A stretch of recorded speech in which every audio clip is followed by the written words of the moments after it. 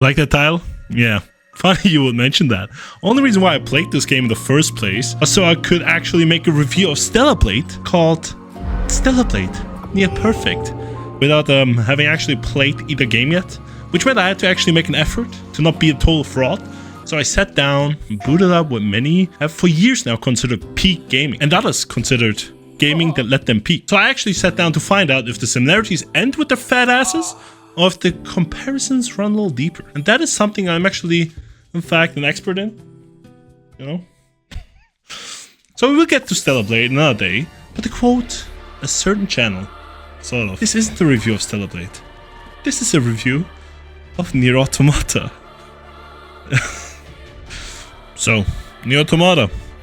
It's fucking insane, guys.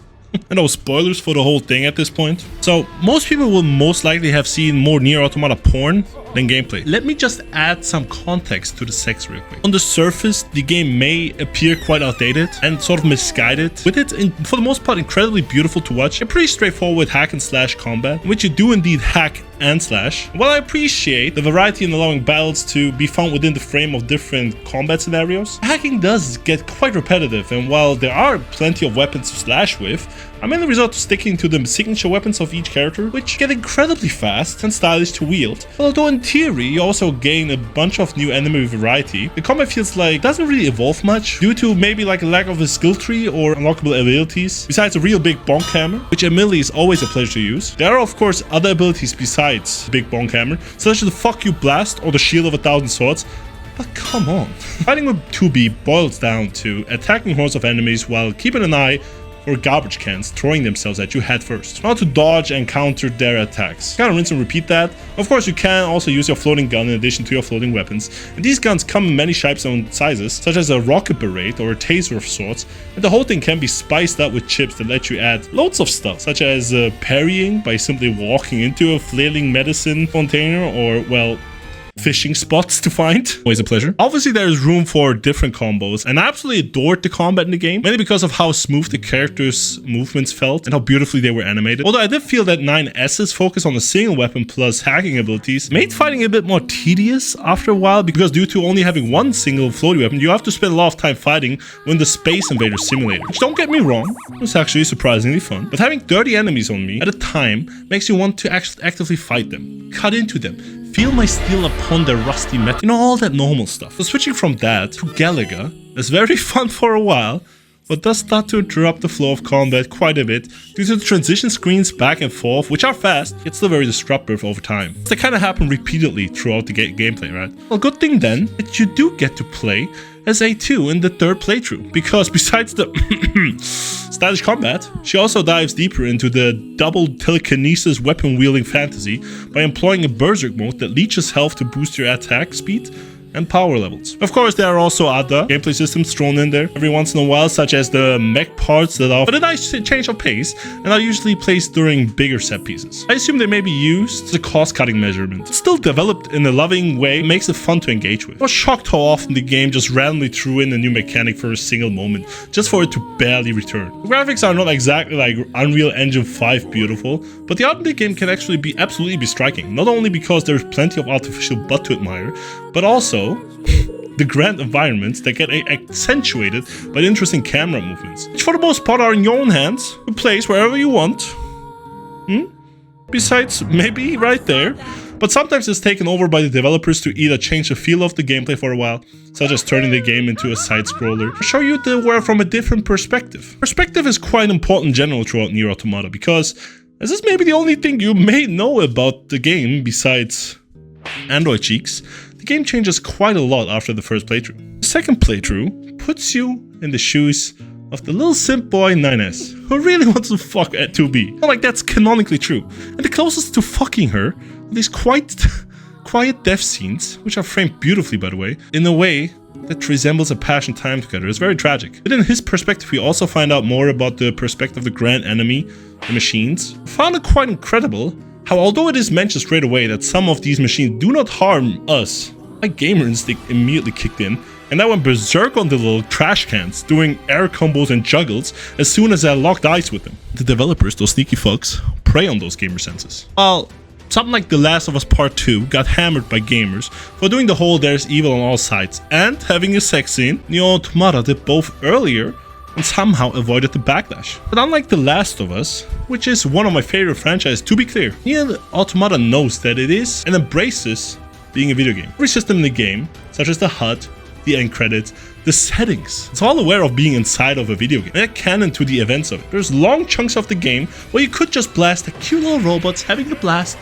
You could take in the atmosphere and try to wrap your head around the philosophical questions about identity and belief systems the game throws at you. Machines, touted by the protagonists as soulless, by alien-designed monsters, for the most part, act in a loving, human-imitating manner. They strive to replicate the human experience, while androids, sworn to support the human race, see themselves already having achieved human-like emotional states, while understanding how or why these machines would do the same. I don't think the ideas are always presented in the most subtle way. The game isn't really trying to be too subtle in the first place. 9S as a vehicle for our journey is very stubborn about his ideals, so he needs a lot of ideas pushed into him repeatedly, and through that, these ideas should hopefully sink into even the slowest gamer in the audience as well. As we know, they are quite slow.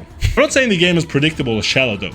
Quite the contrary. The game manages to surprise in such regular intervals that I was left absolutely stumped multiple times throughout. The hammering of ideas is in a sort of conflict with the unpredictability of the game's story in general. Drip feeds you information while also making its themes quite clear. The way the story is paced works incredibly well. This despite, or maybe even because, after your first playthrough you get to play a New Game Plus mode that, although for the most part goes over the same exact story, that you play as a different character, and with that adds a ton of new story and gameplay elements, such as watching myself struggle through the settings menu in my first playthrough, googling if I should turn self-destruct on or off, refusing repeatedly until I found out that it just kinda nukes off your clothes.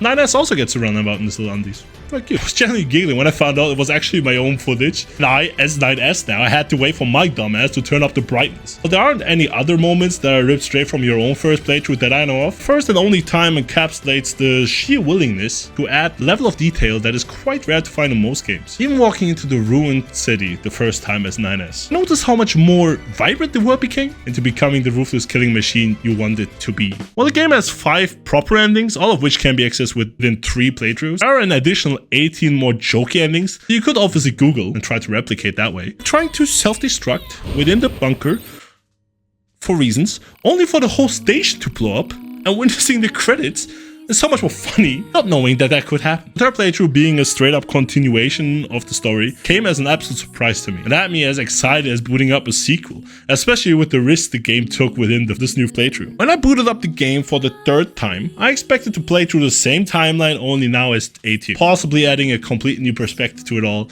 But when I noticed that it picks up shortly after the ending of the main game, it had me giggling, kicking my feet, feeling giddy. Obviously the dev team couldn't know for sure how popular 2B would become, but I'm certain they had some idea. So taking her out after this brutal sequence where you have to fight off hundreds of androids who have been infected by the same type of virus that has been turning the machines mad, showing how really there is not much differentiating the two. The developers really hold up mirrors between the two fractions repeatedly, be it in the way they both clearly follow orders from societies that have long been dead or abandoned, having their whole belief system based on lies and manufactured by outside forces, or the simple love story between a dancing machine that tried to become more beautiful by sacrificing others and parts of itself in the hopes of winning over their loves, much like 9S is trying throughout the game's storyline. Putting 2B ahead of his own wishes, it is brilliantly written with how many sacrifices he makes for her. 2B as a character I found incredibly interesting. He becomes suspicious of the validity of her mission quite early on, but insists on not thinking too deeply about it. Picking up a hard shell in general. I actually found the parts where she did not speak oftentimes more interesting than when she did. Now, I see how that may sound like a dig, but genuinely the ...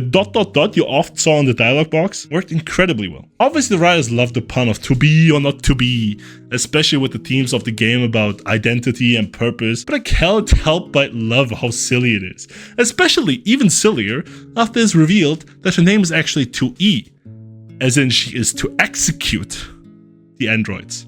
Many 9S over and over again, which is partly why she tried to not form any relationship with him in the first place. If that isn't a dumb moment, then I don't know what is. What I'm trying to get at is that if you take single elements of the game, you could definitely paint it in a negative light. but it is the way everything works together that makes it so brilliant, with one of the most important elements being the music kinda sticks it all together. The first time I walked into the theme park, I wasn't just impressed by the beautiful visuals, the intrigue of the machine showing for the first time really at that point, and the intent of striving for peace, hiding my urge to absolutely demolish every single one of those clowns, those potting little coke cans, let them have their fun. And little crackheads on the corner. I was also just jamming to this song, right? Walking into the amusement park and hearing the song that has such a beautiful mix of sounds, making me feel suspicious, feel happy for the little guys, and excited to take a little ride on the roller coaster. All that followed up by an incredible boss fight, possibly my favorite one of the game. Explaining why this game works so well is quite difficult for me. The game exudes a certain energy that feels extremely unique and helps me look past its obvious flaws. Walking into Pascal's town right after that, again, made me absolutely conflicted about trusting him, especially when 9S keeps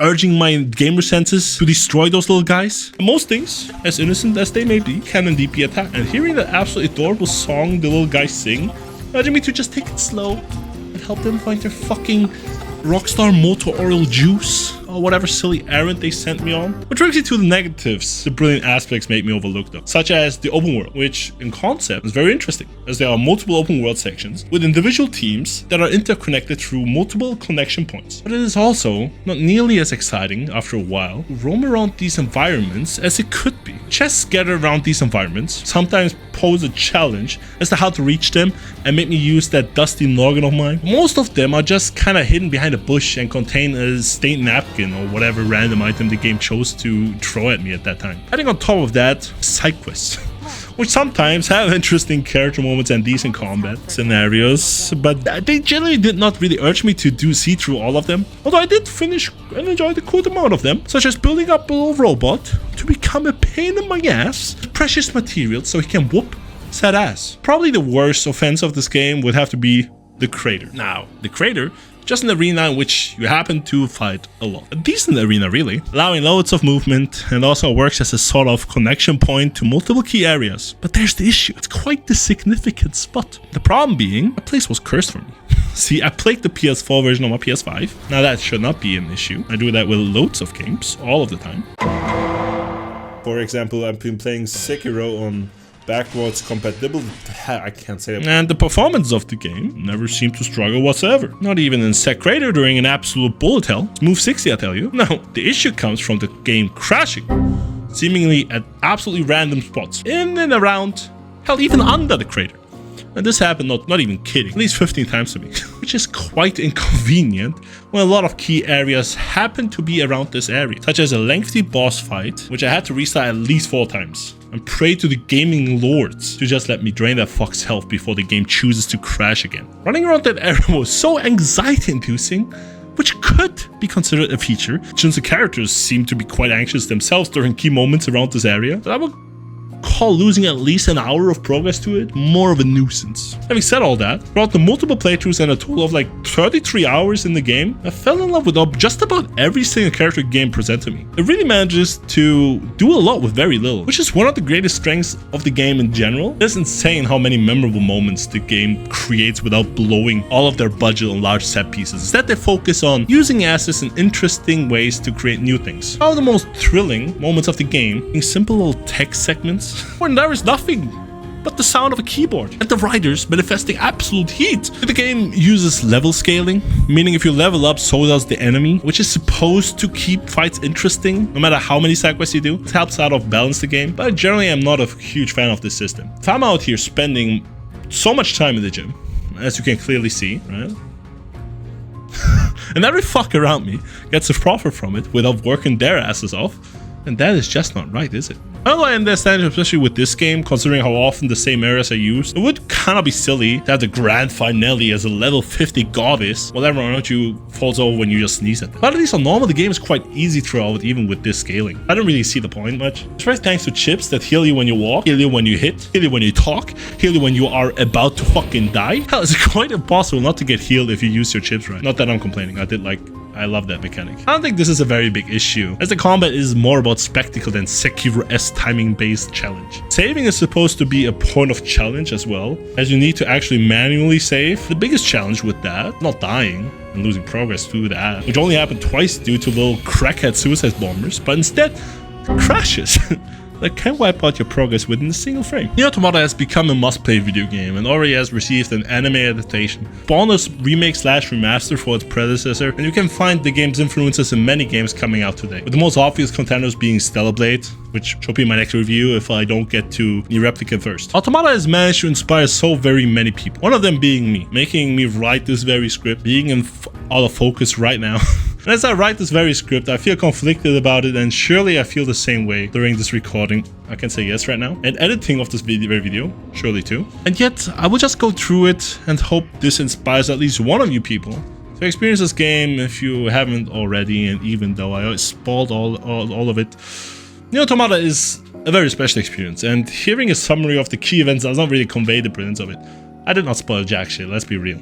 I understand that the game may not click with everyone immediately, but I'm convinced just about anyone, giving some patience to let the game get its hook in you and be open for its storytelling, will absolutely love the game and understand why it stands as one of the most important games in recent history.